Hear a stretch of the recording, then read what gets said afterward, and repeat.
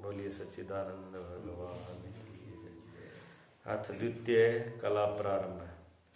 दूसरी कला है, इसका नाम है प्रपंच आरोप अपवाद।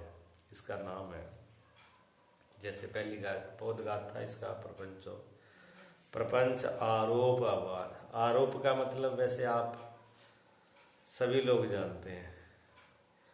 आरोप का मतलब यही होता है, प्रपंच मैंने जो संसार पंचभूतों से बना हुआ है, उसके पीछे व्याख्या हो चुकी।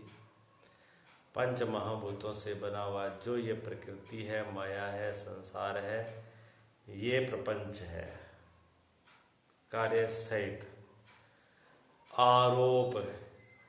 आरोप का सीधा अर्थ होता है किसी व्यक्ति के ऊपर आरोप लगा देना। कैसे आरोप लगा देना? जैसे चोरी का, कहते इसने मेरे ऊपर चोरी का आरोप लगाया।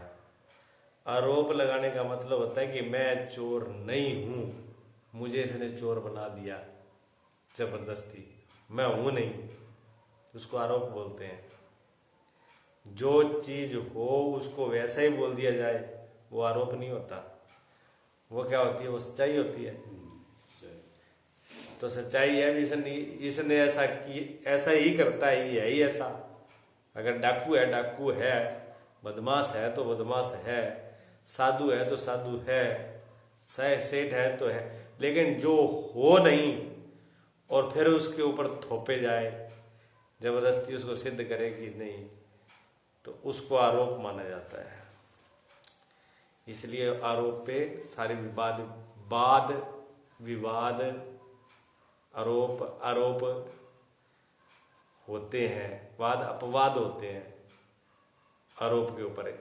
एक आदमी कहता है कि इसने मेरे ऊपर आरोप लगाया है झूठा, मैं चोर नहीं हूं। वो उसका खंडन करता है, उसका निवारण करता है, उसको अपवाद कहते हैं। अपवाद कहते हैं हटा देना, मैं नहीं हूं उसको हटा देना, ये अपवाद है। वाद उसका कथन करना, और वाद में उसका कथन करना आरोप का। ये तो बात ठीक है यहाँ तक तो, कि कोई व्यक्ति चोर है नहीं और वो अपने को मानता नहीं है, फिर उस पर थोपा जा रहा है, तो वो तो उससे छूट ही जाएगा, वो तो उससे अलग हो ही जाएगा, इसमें कोई बड़ी बात नहीं है। लेकिन समस्या जब होती है जब कोई व्यक्ति अपने आप को आरोपी न होते हुए आरोपी मान ले। आरोपी है नहीं, फिर भी अपने आप को वो आरोपी मान ले, फिर क्या हो? वो समस्या दुखदाई है कि सुखदाई है? दुखदाई है ना। जो चीज नहीं है वो अपने आप को मान लेना फिर दुखदाई है। उसको कहेंगे आदमी पागल है, विक्षिप्त है, यह नहीं। अब कोई व्यक्ति प्रधानमंत्री हो नहीं और वो कहे जी मैं तो प्रधानमंत्री हूँ, पहले तो लोग हंसेंगे, मजाक उड़ाएंगे, इसकी बुद्धि खराब हो गई। कुछ नेता होते नहीं है, नेता बन जाते हैं।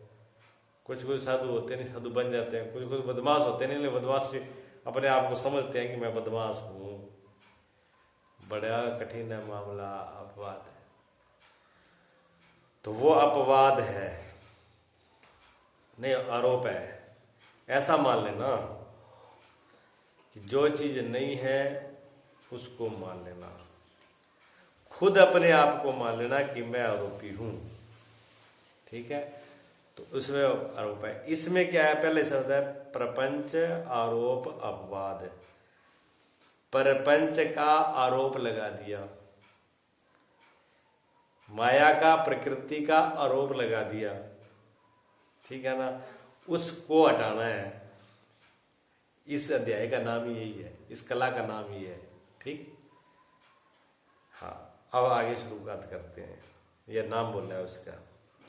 कहते हैं प्रपंच आरोप अपवाद कर निस प्रपंच वस्तु, ब्रह्म जान के अवस्तु मायादिक भानिये, माया ब्रह्म माया समंदरु जीव ईश भेद तीन, खटिय अनादिता में ब्रह्म अनंत मानिए, वस्तु में अवस्तु कर कथन आरोपवाद, अवस्तु वस्तु कथन अपवाद जानिए, गुरु के प्रसाद ये युक्ति जान पीताम्बर, तज तम का रज आरज निज जानिए। आरज कहते हैं विवेकी को।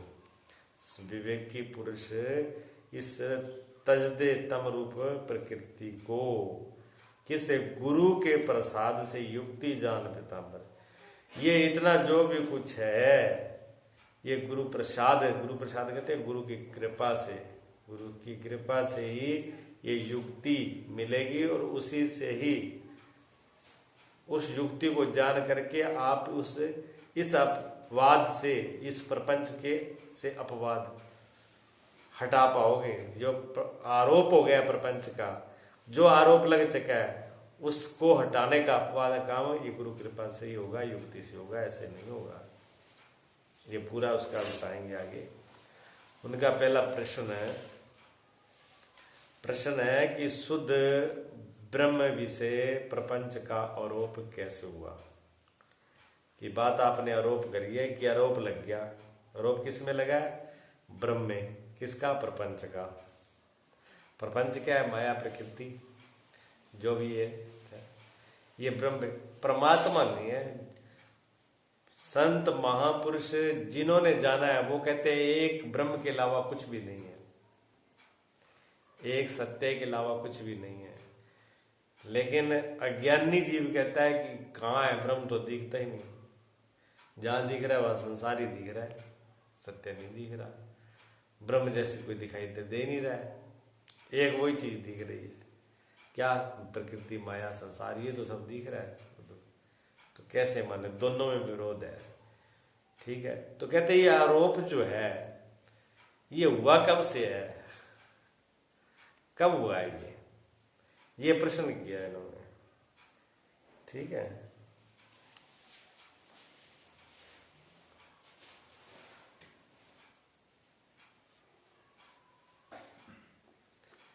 इसमें अवस्तु जो है प्रपंच उसका तो वाद करने, वाद का मतलब होता है वध करना, टाना, और वस्तु कथन का अपवाद करना चाहिए, उसको सिद्ध करना है।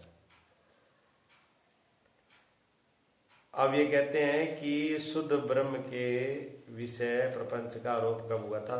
शुद्ध है, ब्रह्म शुद्ध है, परमात्मा शुद्ध है। परमात्मा शुद्ध है, ब्रह्म भी शुद्ध है। तो उसका कब करना, उस पे ये आरोप लगा कब, समय क्या है? तो कहते हैं अनादि शुद्ध ब्रह्म के विषय। अनादि शुद्ध ब्रह्म के विषय अनादि कल्पित प्रकृति है। तीस प्रकृति का ब्रह्म के साथ अनादि कल्पित तादात्म्य संबंध है। कई कल्पित भेद सहित वास्तव में अभेद रूप संबंध है। अभी पल्ले कुछ नहीं पड़ा, तो बात ऐसी है। पहले शब्द आया अनादि। अनादि का मतलब होता है, उन्होंने क्या पूछा है? कब से। उन्होंने सीमा पूछी है, वो कहता है जी कोई सीमा नहीं है, अनादि है। कब से है? आदि का मतलब होता है जब किसी की सीमा का पता हो भी ये काम तब से शुरू हुआ है।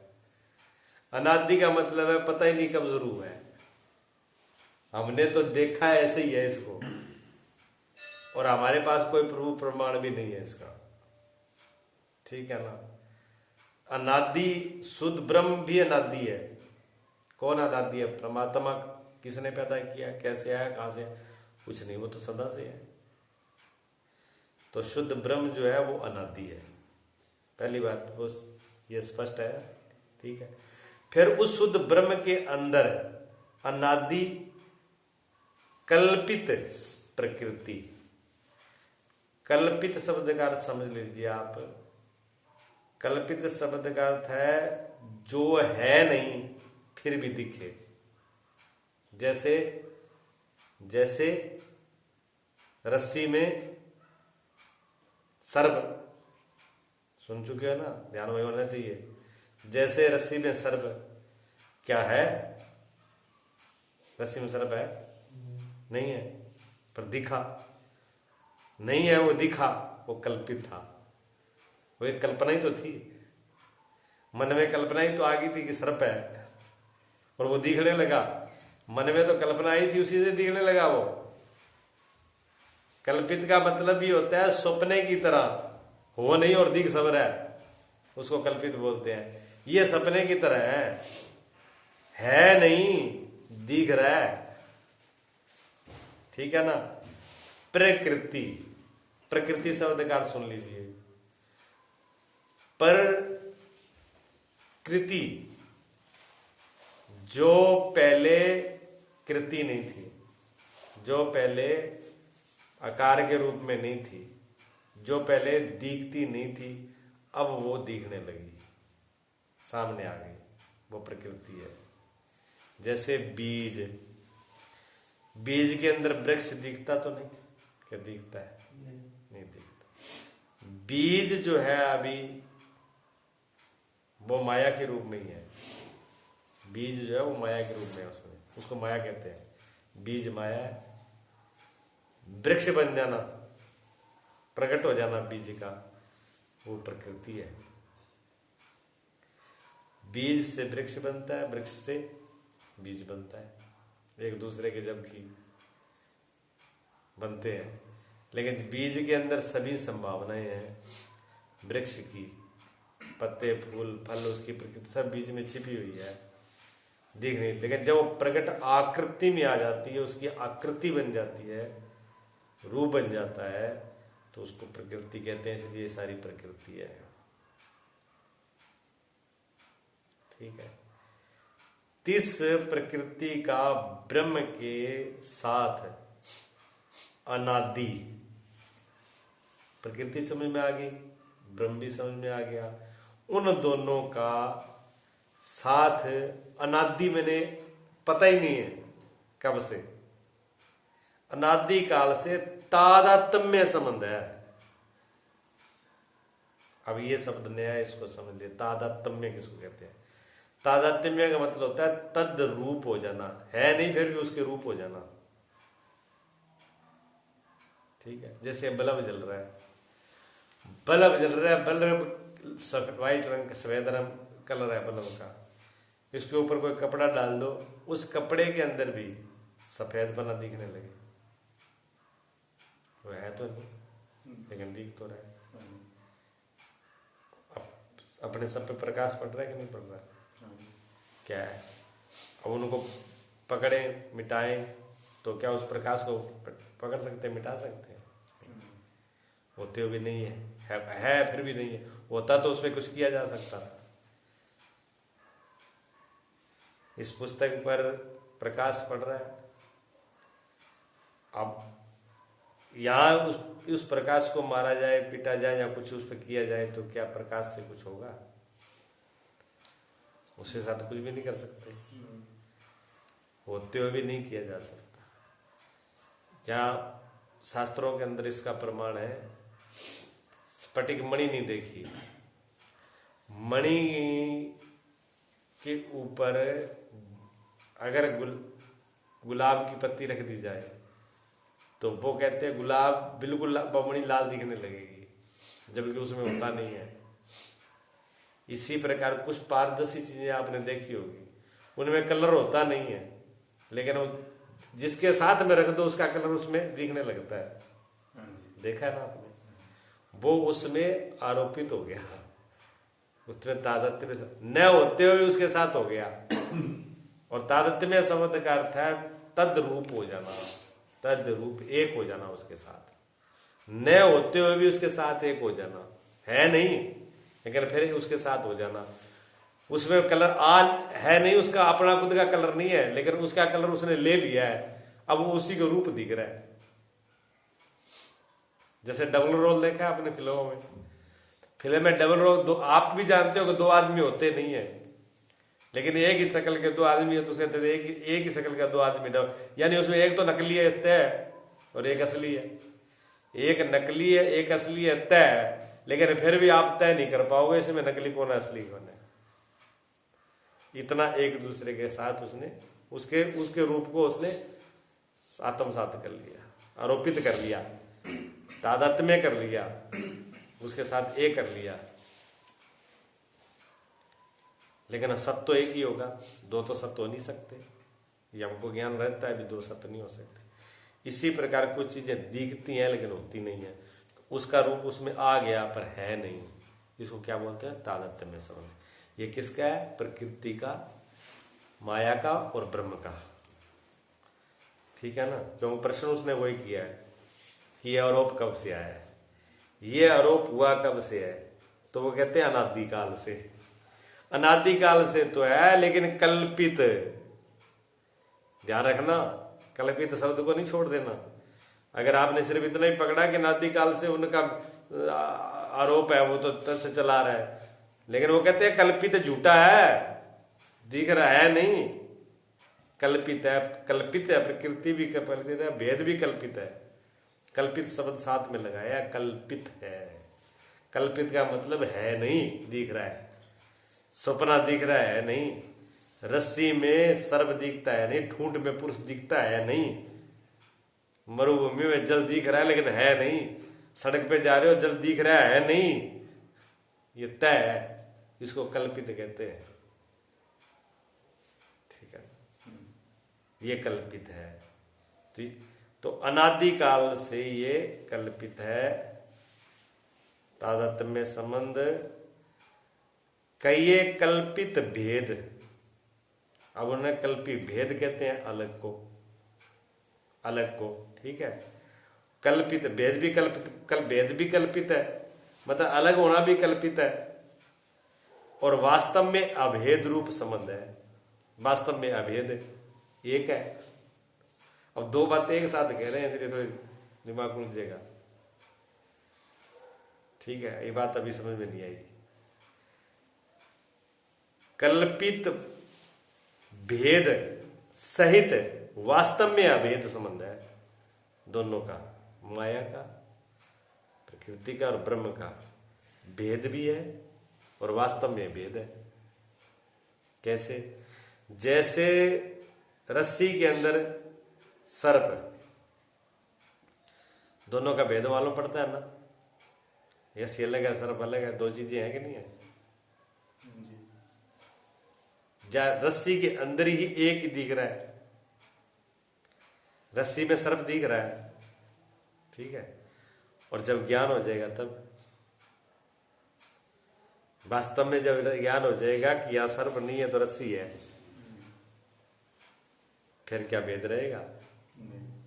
फिर तो अलग हो गया ना, जो भेद दिख रहा है मिट गया, फिर तो एक ही दिखेगी। अब वो सर्प कहां चला गया? वो जो सर्प था उसका तो वाद हो गया, उसका अपवाद हो गया, अलग हो गया। आरोप जो था उसमें जो दिख रहा था, पहले मालूम पड़ रहा था कि रस्सी नहीं सर्प ही है, और ज्ञान होने के बाद में जो दो पर रस्सी और सर्प दोनों में ज्ञान होते ही एक का वाद हो गया, एक है। तो उसमें भेद भी है वेद भी है। वो कब से है? अनादि, ये पता नहीं कब से है। जैसे किसी से पूछ लिया जाए, किसी व्यक्ति को ये पूछ लिया जाए कि आपका नाम क्या है, और ये नाम सच्चा है कि झूठा है, तो आप अपना नाम बताओगे ये नाम है, पर ये नाम आपको कब से मिला है? पर आपको जन्म से मिला है। तो जन्म के पहले आप क्या थे? माँ के पेट में थे। माँ के पेट से पहले कहाँ थे? पिता के पेट में थे। और पिता के पहले फिर कहाँ थे? अन्न में थे, बीज में थे। फिर उससे पीछे कहाँ कैसे जाओगे? उससे पीछे पीछे से करते जाओ, कहाँ जाओगे? मिलेगा कोई ठिकाना? उसे अनादि का कोई पता नहीं मिलेगा कब से आ रहा है, इसका कोई पता नहीं कब से आ रहा है। लेकिन फिर भी आप इसको सच कह सकते हो कि मैं यही हूं। जो आपका रूप नाम रखा हुआ है, क्या वही हो आप? वो तो नहीं है। कब से आया ये भी नहीं, आपको पता नहीं, बता दिया चलो ठीक है। इसी प्रकार ये कब से आ रहा है, लेकिन इसका मतलब ये नहीं है कि अनादि है इसका पता नहीं कब से है, तो अनंत है, ऐसा नहीं है। आदि के साथ अनंत नहीं है, आदि के साथ अनंत तो ब्रह्म ही है, प्रकृति नहीं है, प्रकृति नहीं है। हाँ, अब आगे इसको थोड़ा और करेंगे तो कहते हैं सो प्रकृति माया और अविद्या। सो प्रकृति, जो ये प्रकृति है ना, अब इसके 3 रूप बताएंगे। इसी प्रकृति के, इस प्रकृति के 3 रूप हैं इसमें। तो ये माया और अविद्या और तमा, वैसे गुरु जी कुछ लोग ऐसे भी करते हैं, हमने पहले अर्थ किया था वो इसे उल्टा किया था, भी प्रकृति रूप में आ गए, लेकिन गुरु जी बहुत इसको सरलता से बताते थे। तो गुरुजी तो कहते थे कि प्रकृति जैसे शुद्ध कन्या होती है, शादी से पहले कन्या रूप में होती है, तो वो प्रकृति का रूप है। और जब युवावस्था में आती है तब माया के रूप में होती है स्त्री। स्त्री रूप माया भी होता है। और जब ये वो वृद्ध रूप में आ जाती है बूढ़ी में, तब अविद्या का रूप, तब उसमें ज्ञान नहीं होता, तब अविद्या के रूप होते हैं। मतलब एक ही स्त्री में 3 रूप हैं, प्रकृति का, माया का और अविद्या का। ठीक है। अब उसी प्रकृति को ये 3 रूप बता रहे हैं। माया, सो प्रकृति माया और अविद्या और तम प्रधान प्रकृति रूप करके विभाग को पावती है।